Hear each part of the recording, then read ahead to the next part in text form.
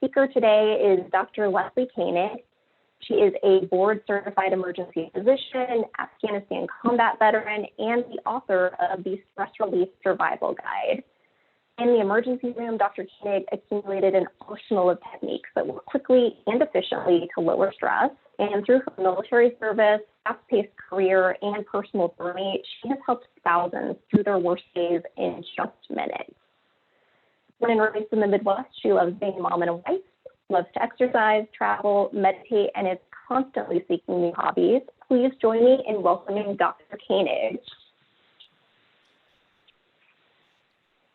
All right. Hi, everyone. Thank you for having me here. Would love to talk about the Stress Relief Survival Guide, which is the workbook that I wrote and the video course that I have. So, and again, my name is Leslie Koenig. So I know I just got introduced, but a little bit about me. I was born and raised in Iowa, which is how I met Valerie's husband, and we made the connection there. I'm a board certified emergency medicine. I spent 8 years active duty with a tour to Afghanistan, and now I've got 2 kids, 2 dogs, an awesome husband. But with all that, I'm just a regular person with stress, just like you guys. And I'm super excited to talk about it, especially this last year that we've been having. So what we're going to go over today is a couple different topics. I'm going to start with the stress curve and the stress zones, where I want to really emphasize that the right balance of stress is how we really play this game called life. I want to go into the health impact of stress, which as a physician, I have a very deep interest in, and really getting to the point that dangerous levels of stress do hurt the only body that you have. So doing these techniques is really for your benefit. And then after that, I'm going to go through 5 different techniques that are fast, easy, and actionable with minimal practice. So the goal is that after this webinar, you can just start taking action on your stress right now and get to work on 2021. And then after that, we'll go through, have time for questions. So I definitely encourage, like with the chat box, like Valerie said, and I really look forward to hearing what you have to say. So the key thing is that it's not stress that kills us, it's our reaction to it. Hans Selye, and this is an endocrinologist who recognized that the body responses that happen when mental stress happens actually has physical effects. And he pioneered research into exactly how this happens. So now we have the tools to fix it. So starting off with the stress curve, there's this thing about the zones of stress. And I first thought of stress zones right after 9/11, when I felt my anxiety really start to rise after those attacks. And then as the shock and awe campaign, and then that led to the national threat levels with all of these zones of colors with like, yellow, red, and you would hear on the news all the time of like the threat levels rising. And then as I went on to medical school after that, learning about medical triage levels and understanding how people's bodies and their physical health, we actually also can grade during critical times with, green, yellow, red, and so forth. And this was actually described already in 1908 in relation to our mental stress levels called the Yerkes-Dodson curve. And this is a measure of how, as the pressure goes up in your life, your performance can either go up or down. So for example, looking at the left side of the graph where there's boredom, where there's not enough pressure, and then there's really no indication to perform. So you're not really operating at your peak level. That green zone there that's circled, which is the high motivation and peak performance, that's after you've like had a cup of coffee and you are probably at work and you're getting into your flow, you're starting to do things and get things accomplished, be productive. And that's usually where we aim to be. The problem is where we start hitting our peak point there at the very top. And then the pressure starts to build and we start to go into fatigue, exhaustion, ill health, and then just total breakdown. And the thing is that I want to share is that it's not bad to get into the fatigue level. That's actually a good thing, because what you're doing is you're finding the right balance of the performance and pressure so that you can challenge yourself and do bigger and better things and you can perform more. And then ultimately you gain things and gain skills in the fatigue and exhaustion level that can then make you improve to handle that pressure better. Another thing I realized is that most of us spend our lives kind of on the right side of that graph. And so when you do things on the left side of the graph, you tend to get bored very easily. And a great example of this is cell phones, is that many of us with this thing in our hand, we're not used to being bored. But that means that we are pushing ourselves onto the right side because we're just used to always having this pressure on us. So the goal again is to do more activities and find more skills so that we can push ourselves back to the left side of the curve, and have that body stress and mental stress really drop. And a key point I want to notice is at the very tippy top of that graph where performance meets pressure is the state called the flow state. And I'll show a different representation of that right here. So this is where the challenge meets your skill level. And I want to point out that that challenge level or the pressure level, there's something we can do about it by raising our skills in meeting stress.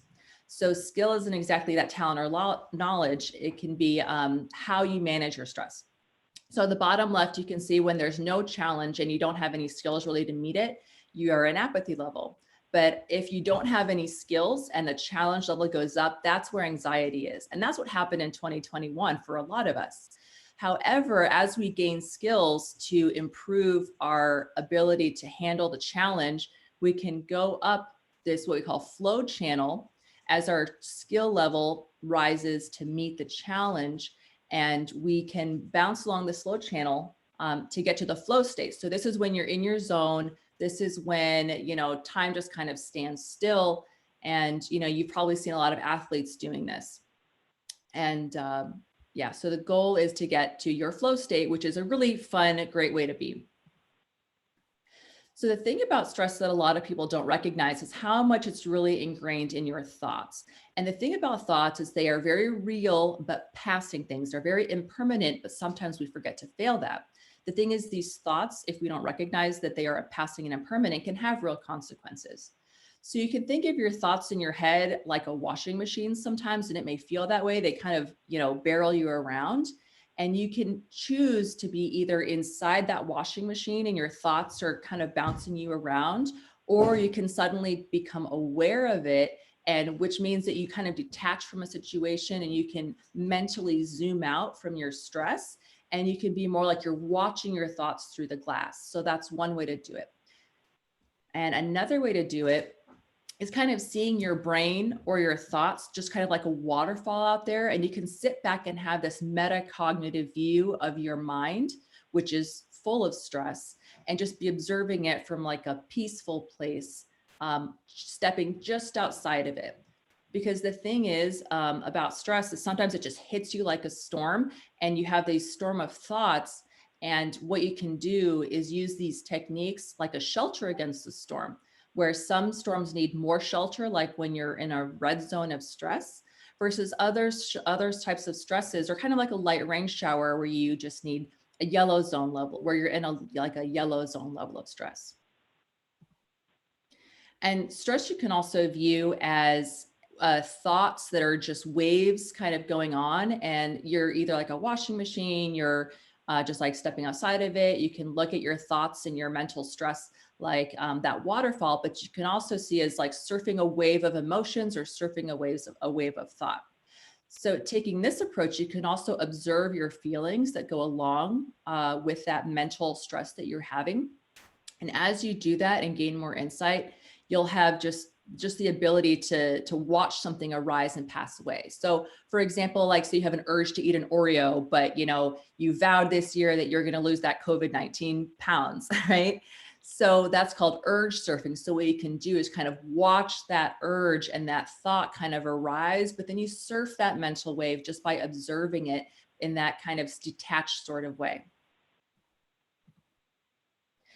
And another thing is that thoughts are stress, but then what those thoughts do is create a feeling. And really, stress is a feeling more than anything. It's kind of an end result of a thought that's going on.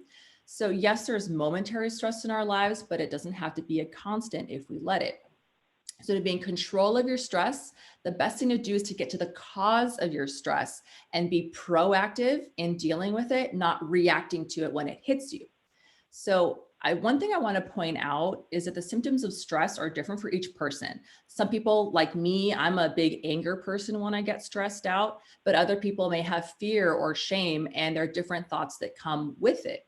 So what you want to do is direct your efforts towards focusing on once you notice that feeling, go back to kind of a deeper root and understand it better. So kind of like as a doctor for me, you can understand the symptom of a disease and treat the symptom, or you can actually get to the root cause of it and treat the disease. So again, you change your thoughts, you change your feelings, and your thoughts can be like waves on the ocean, they come and go. But as long as you learn to surf, you learn all these techniques, and you can either allow them to bowl you over, or you can learn the techniques and learn how to surf. And it's not always easy, but the fact is that once you've watched your thoughts and understand this concept, the next step is much easier because you know what you're dealing with and you get to the root of the problem. So moving on to the health impact part of stress. So what if we do nothing about stress? What if we just let it go and, just like, oh, stress is just a feeling, like that's no big deal, right? But the problem is that feelings are felt in the body. So any diabetic can tell you that their blood sugar goes up when they are sick or stressed out. And as an ER doctor, basically everybody who comes into the ER, their first blood pressures are always super high, and they get freaked out and then the blood pressure goes higher. But as they settle in, blood pressures tend to drop. So that first blood pressure just kind of tells me almost more how anxious they are. And then as time goes on, their true blood pressure shows up as, we stop poking them with needles and, they've had time to breathe. So the blood pressure definitely goes up with stress. And the thing is, all those hormones that kind of start coursing through your body have an effect on it, where you're decreasing your immune system. Those same hormones make you gain weight. You can get digestive problems, headaches, allergies. And as I mentioned, your blood pressure goes up, your blood sugar goes up, and those have effects on your cardiovascular health. And that's the number one killer in the United States. So improving your stress has a great effect on not making this any worse. So as I mentioned, heart disease, strokes, diabetes, Alzheimer's, depression, obesity, even loss of desire. In 2020, I actually asked some friends, like privately, I'm like, are you having some issues at home? And just about everybody, blanketly wouldn't talk about it, but in private, a lot of people definitely had that issue. So not only does it have an effect on these things, but also what's not talked about is in your longevity and in your DNA. And what I mean by that is that there is some research showing telomeres, which is part of our DNA, gets affected by stress. And what telomeres are their protective caps on the ends of your DNA that when your DNA is opened up and closed, which is a normal thing, that the ends don't get too sticky. So they work kind of like the ends of your shoelaces so that it doesn't start to fray.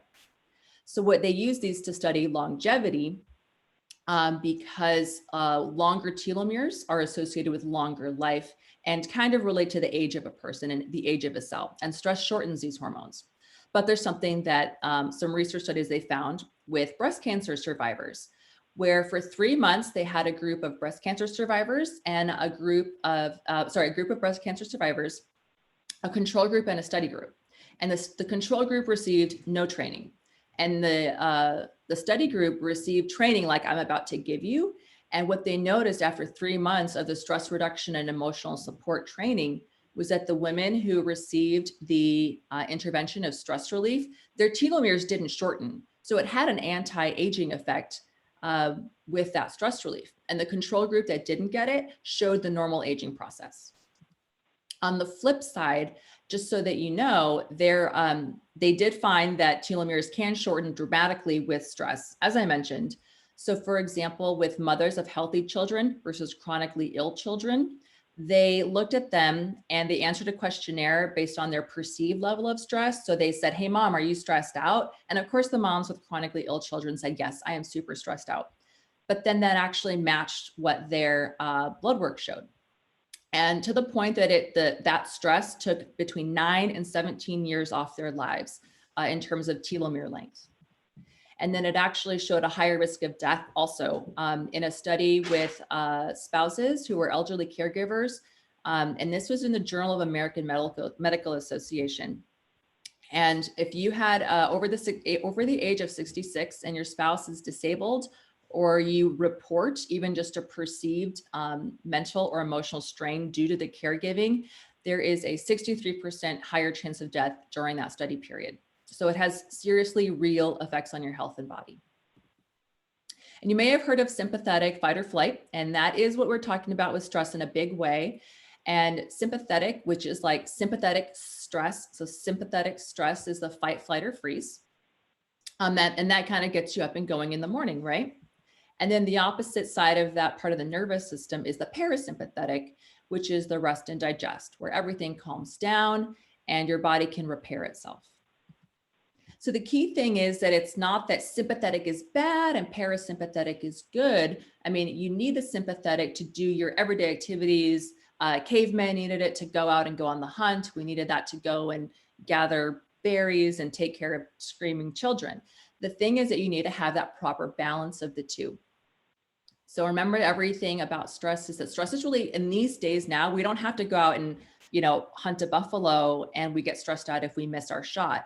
Nowadays, stress is you get an extra email from your boss telling you that you're late on your project. So that's a thought. And if you think you're about to get attacked now, our sympathetic response will take over. But if you think about that, email and you think like, okay, no good, this means that I can take care of this now, your parasympathetic can take over more. So the point again is you change your thoughts, and that's how you attain more balance in your autonomic nervous system. And the thing about it is you kind of have this autopilot mode that's always paying attention to your thoughts, even if you're not. So your body is paying attention. And a lot of times we don't have that metacognition to change it. And that's when things just start to kind of run away with us. So the point of this training is to develop that awareness, and the body will respond. And all of the 5 techniques I'll get into in a minute will help you see that. So these are the techniques that we're going to cover. I put them in those stress zones. So if you remember that curve, like going off to the right, there was the yellow, orange, and red zones. So the techniques I have found through the ER fit into different zones most of the time. So if you feel like you are in a yellow zone, the techniques that tend to work the best are the RAIN technique. I found the UDA technique works, and I'll talk about that also. And then the battery technique is one that I have come up with and taught in the ER, and that's kind of my favorite.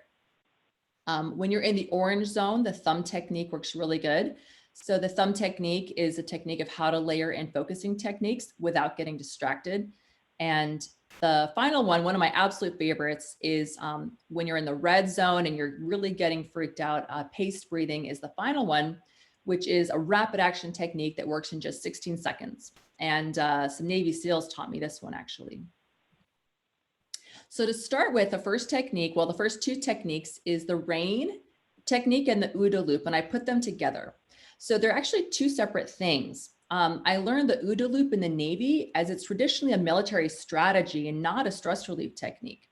But in the military, the strategy would get brought up as a tool to overcome a dynamic situation. So example for me as an ER doctor, and where I have to make rapid decisions a lot.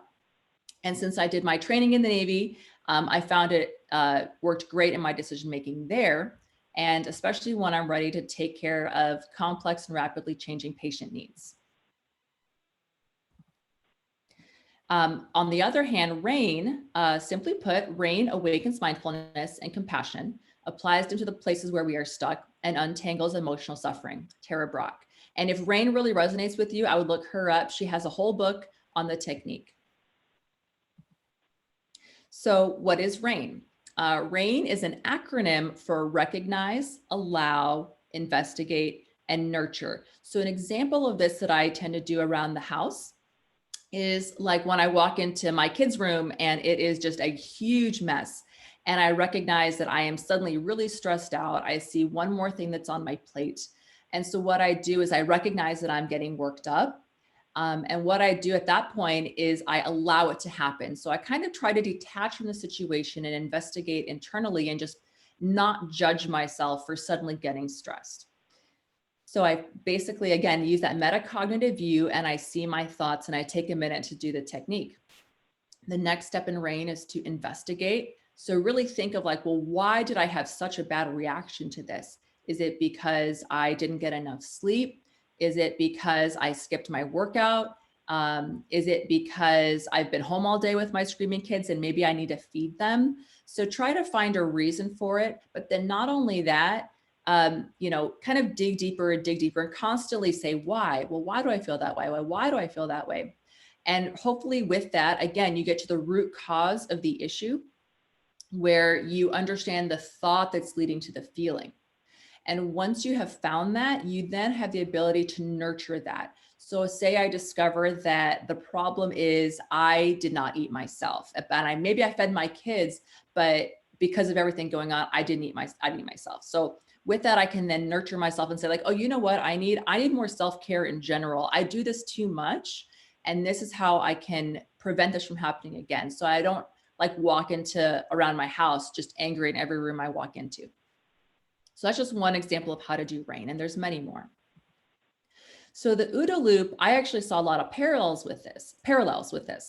So the OODA loop is another acronym that stands for Observe, Orient, Decide, and Act. So let's see, I'll give an example here next, because this is me in Afghanistan. And what happened when I first used that technique was, so in Afghanistan, I was an ER doctor working in a shock trauma platoon, and we had a mass casualty come into our base.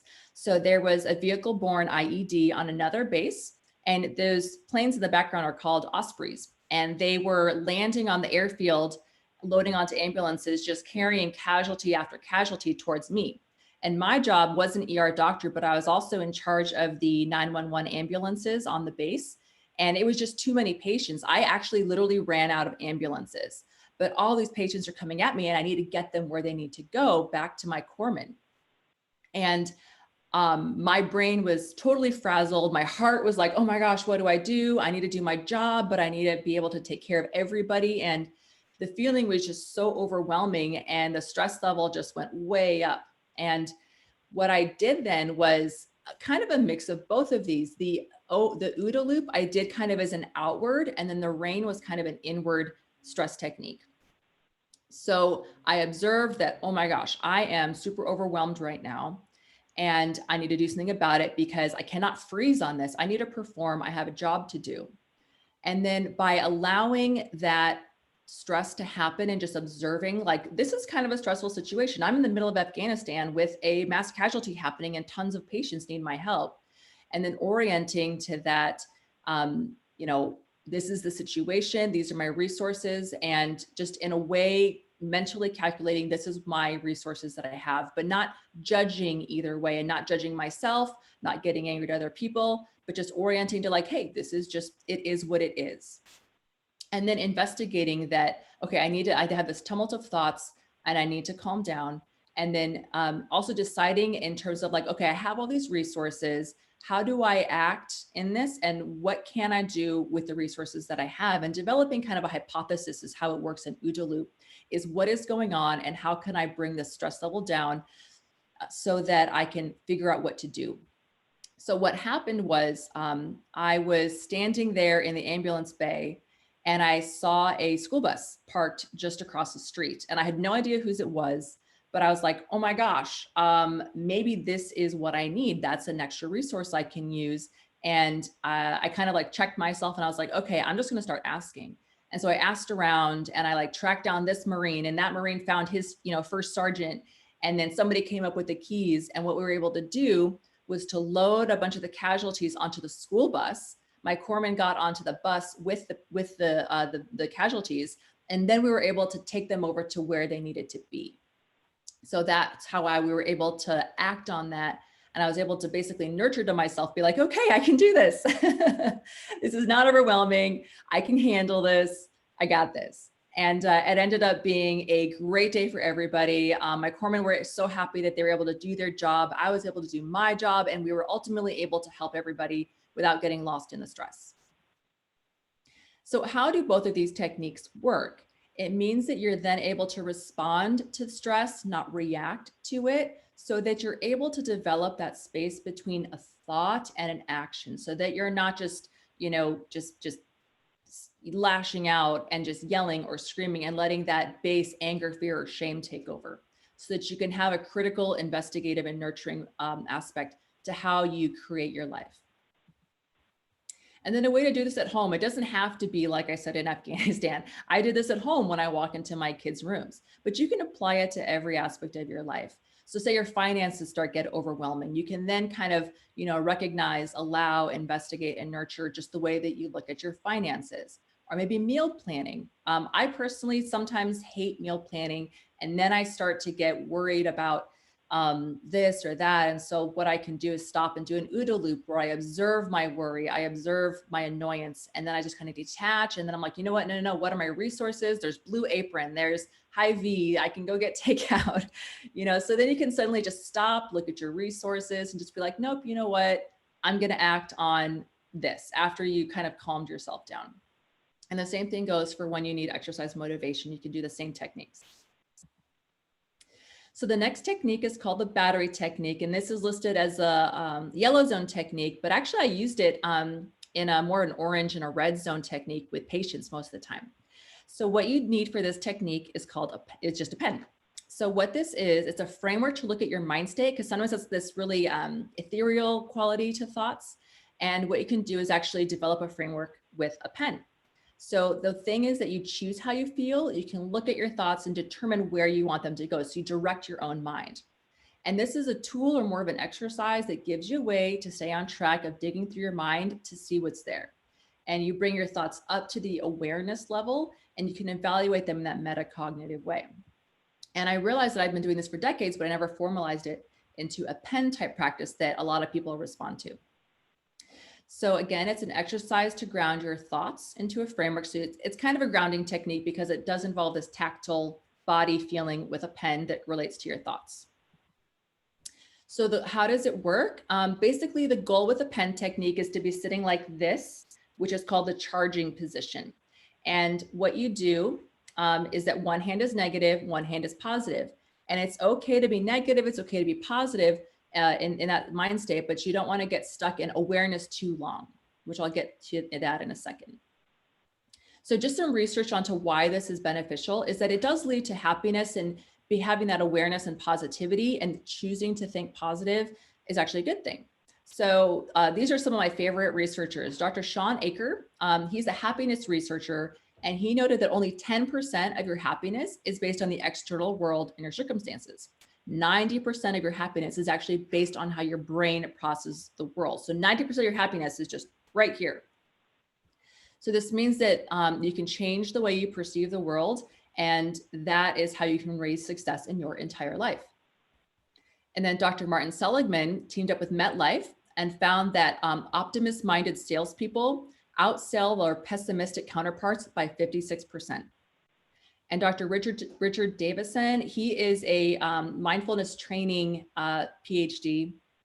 And he's noted that this mindfulness training activates the left prefrontal cortex, and that is associated with positive emotions. So people who activate this part of their brain or have what they call a left tilt on fMRI, they have skyrocketing levels of happiness. And it basically, this can be achieved in simply as 8 weeks of mindfulness training is how you can change the actual fMRI results on the brain scans just by doing 8 weeks of training.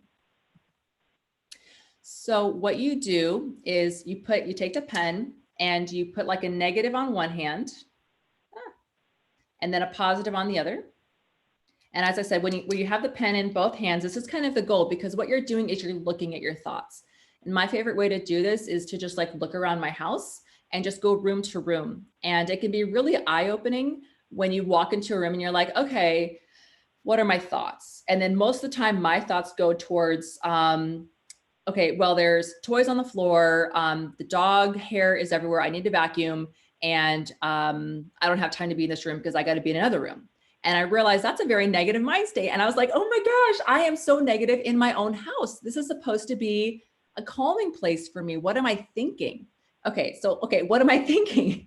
Why am I being so negative? And then I'm like, okay, I am going to, ground myself here and be like, you know what? Do I want to put the pen in the other hand? And I can say, okay, you know what? I have a beautiful home. I have worked hard on it. I chose everything in here, and it's a home where I have toys to pick up. It's a home where I have dog hair, and that dog is a lovely dog that, greets me at home every day. So it's a way to do that, to kind of think positively about this home. And what happens though is, as I said, now I'm in the positive hand. Now that's great, but I'm not exactly aware of it as much, because then you can kind of start to go off and be on your good mood, but you're not really aware of it. So for example, my 3-year-old with a popsicle, this is where she sits most of the time. My dog with some bacon, this is where he is. They're happy, but they're not exactly aware of it. So what you want to do is kind of be aware. I can be like happy and aware of it. I can be happy and know it. And, that's not to say that like being negative is bad. There are certainly times where negativity is just fine. You can have something really bad happen, and it's perfectly normal to be here. But again, what's key is that you can be negative and realize you're negative, and understand that if you want to stay negative because that's what the situation calls for, that's normal and that's fine. But you always have it available to you to go back, realize your negativity, and say, can I put the pen in the other hand? Do I want to put the pen in the other hand? Should I really try? And then just try to come up with something positive. So that's where the battery techniques comes into play, and you can do it basically anytime. So the next technique is called the thumb squeeze technique. And again, this is an orange level stress where you're starting to kind of tip past exhaustion and leaning towards breakdown.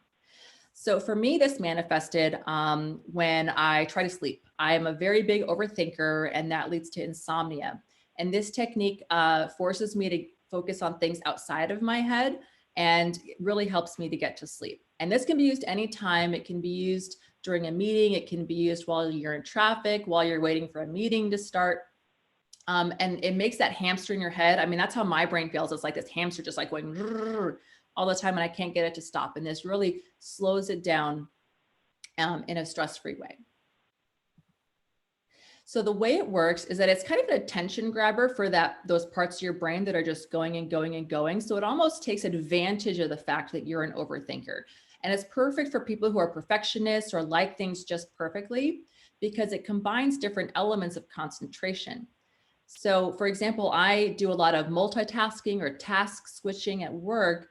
And so you get used to having so many different layers of thought processes happening that you need an extra little oomph to bring back that calmness. So you kind of use that superpower of multitasking for you.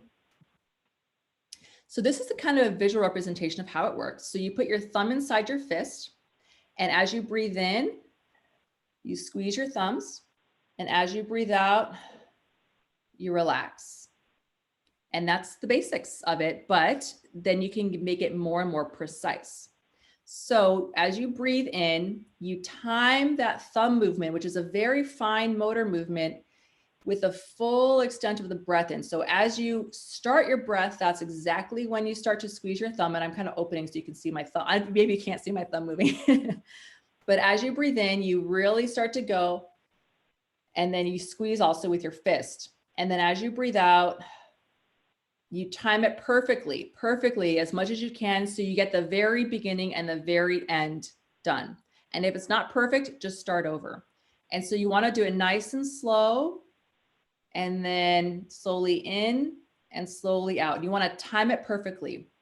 And once you feel like you've got the timing just right, then you start to make your motor movements more like finer and finer, so that it's almost like barely perceptible that you're breathing, that you're squeezing as you're breathing with your thumb, so that so you can do a big motion at first like that. And then you get smaller and smaller and smaller until basically you're almost not even moving your hand. And the movement is simply a thought in your head as you're thinking of breathing.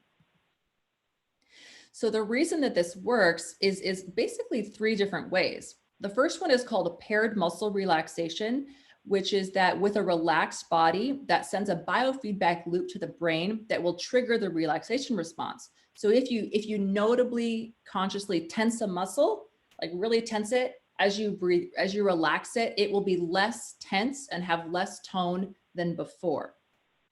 And another reason this works is that it creates a focused attention, kind of like a tunnel vision on a target. And what that does is it activates the anterior cingulate cortex part of the brain, and that increases your decision-making capacity. So, going back to that overwhelming situation, you may feel overwhelmed, but if you do this, it suddenly grounds you. You activate the part of your brain that helps you make decisions. And then another one is a sensory body awareness reason that it works. So you're aware of your body. You're really timing your breath to that tense muscle, fine motor movement. And that kind of creates that mind-body connection. And another example of this is in the Die Hard movies when Bruce Willis got advised to make fists with his toes, like really dig his toes into the carpet and make fists with it. And I just thought it was a really funny part of the movie because that's totally a sensory body awareness where it's a really nice calming technique. So if it's good for Bruce Willis, it's good for me. So the last technique is my absolute favorite one to teach in the ER, and it's called paced breathing. And again, I learned this from Navy SEALs. And one of my friends, Jason Gardner, he's a Navy SEAL. He talked to me at this at length with me. So this is the number one thing I teach in the ER because it's so fast, and a lot of people come in hyperventilating and not regulating their breathing. So breathing is a chemical process with the oxygen coming in and the carbon dioxide going out. And that has chemical effects on the body. And changing your breathing pattern is really the quickest way to affect your body's response to stress. So if you control your breathing, you're on your way to stress relief. So the basics of the paced breathing is to breathe into the count of 4. So you just breathe in 4, hold for 4, breathe out 4, and hold for 4. And this is, so if you start at the green dot there, you kind of just go up, over, down. And so that's how some people call it box breathing as well. And I actually will draw this on patients' whiteboards where it says like doctor, nurse, tech. So I'll draw it at the foot of their bed so that they can do that while I'm out of the room and calm themselves down. Now you can do this anywhere, anytime. So my friend Jason Gardner, who's a Navy SEAL, he was a sniper also, and he was talking about how he used this during wartime situations when he really had to stop and perform. And then the other day, my husband was driving and he hit some black ice. So, we live here in Nebraska and we hit black ice, and we went into the other side of the road, didn't hit any cars, and then we're able to regain control and come back. But I mean, that's kind of freaky. But then you can't like stop. You can't like take a pill. You can't take a bubble bath. You can't stop and meditate when that kind of thing happens.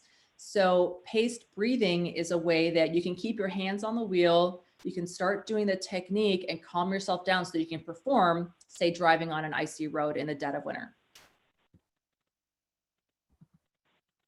So these are the techniques that we talked about and how I related them back to the different zones. So the rain and the OODA loop, you can kind of start to do when you notice yourself getting fatigued. The battery technique as you go into the orange zone. The thumb squeeze also is an orange zone technique. And then as you start to go into more high levels of stress, the paced breathing is another great technique. Okay, so we went through those zones of stress where just remember that you want to have a balance of that sympathetic and parasympathetic. Not that sympathetic is bad or parasympathetic is good, but you want to have a balance between the two.